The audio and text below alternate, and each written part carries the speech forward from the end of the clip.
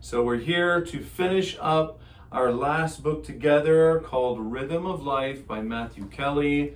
And Pick it up, buy it, read it. That's right. This is our last book that we're doing together. So we want to give you just some highlights, give you some of the major themes as well, because like Scott said, it is an easy book to read. It's an encouraging book to read. I had said to him, I think it's kind of punchy as well. Yeah. There are 7 parts, but the chapters inside of them are anywhere between like 1 or 2 pages to 10 pages maybe. So it's really easy to get through as well. So we want to give you some of those because hopefully it encourages you to get it yourself as well. Mm-hmm. Yeah, very practical, very inspirational, and sorry, I actually just read part of this to my family on vacation, happened to be on my birthday. Oh. And because I'm just so moved by his writing style, and there's one part that I'll summarize in just a moment.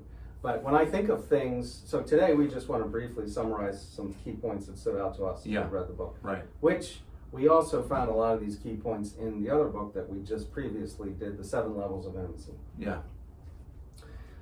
For me, the 2 things. Number 1, the phrase becoming the best version of yourself has been so meaningful. I've been using it for myself, for my kids, for my family. Mm-hmm. I've been using it in counseling settings.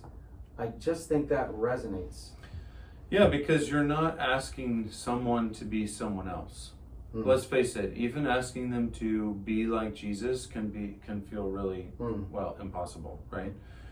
But you're asking them to be the best version of themselves, like more and more of themselves. Right? That's right. So I love that. And then the second thing I want to point out actually comes from, he has 10 principles, really 10 life principles, things that people have been very successful over the centuries. He finds these 10 principles at work in one way or another in their lives. Mm-hmm. And the one that stands out to me that I read to my family that I'll summarize with you is from the life of Abraham Lincoln. I don't remember ever hearing all this. So I'm not going to read all this. I encourage you to pick it up. He documents 44 years worth of failures for Abraham Lincoln. That's a long time. That's a long time. For one of the most famous leaders, really of should I say all time? I mean, it's got to be up there. Yeah. Got to be up there.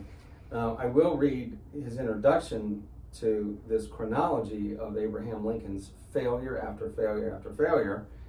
He says, if there ever was a tale of American leadership and perseverance, and that is, he calls it number 10 is the final principle. Mm-hmm. It's really perseverance, never giving up. I like to say, keep going. Right. He says, if there ever was a tale of American leadership and perseverance, it is that of Abraham Lincoln.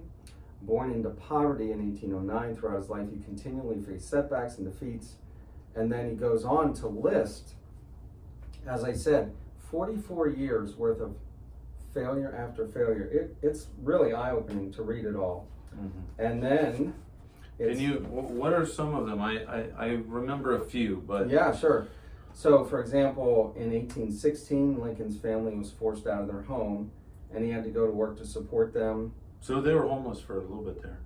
In 1818, his mother died. 31, he failed in business. And then it lists a whole slew. He ran for offices like Illinois House of Representative and lost. 1832, lost his job. Decided he wanted to go to school, law school. Application was rejected. Borrowed some money from a friend for business, but by the end of the year he was bankrupt. Ran for state legislator again, lost. Engaged to be married, but his fiancee died. Oh. Lincoln suffered a total nervous breakdown in 1836 and was confined to his bed for 6 months. Wow, okay, I didn't remember that one.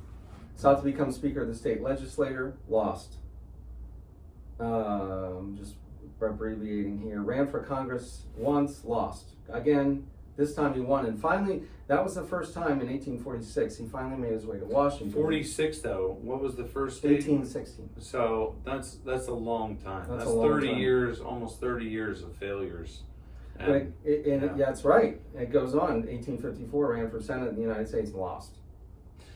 So you wonder how people really look at Abraham Lincoln as a great man.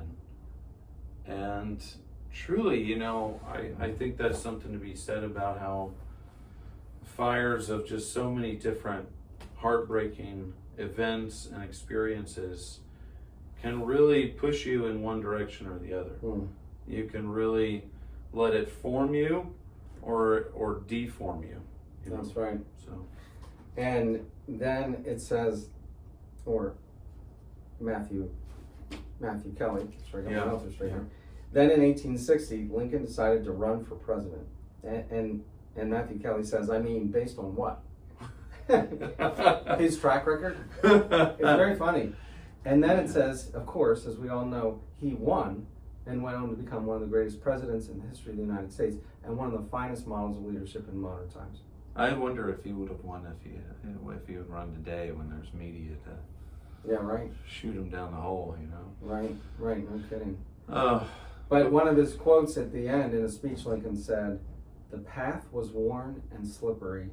My foot slipped from under me, knocking the other out of the way, but I recovered and said to myself, it's a slip and not a fall." man, that's powerful. That is powerful. You know, that's what Celebrate Recovery is. Every time, you know, you're able to get back up, even if you don't feel like it's a big thing, like it's not a big win, it's worth celebrating though. That's right. Every time you've made a decision to connect with a friend, a sponsor, a family member in a really healthy way, connect with yourself too, connect with God. And that's what we're talking about, a long walk in the same direction, as Dallas Willard would say. He's a different author, you know.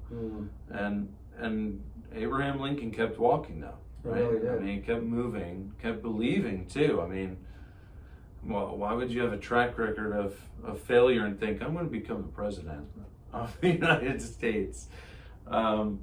So again, perseverance, and you never know when God has things at the right time, right? You know, just because you've attempted something once, maybe 10 times and failed, doesn't mean that you know, if that's a different conversation about when you feel like God is leading you into something.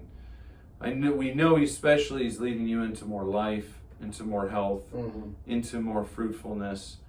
So that could be the very next time that is attempted is what we might call the success. But you know, I actually was talking with my son the other day about all these failures.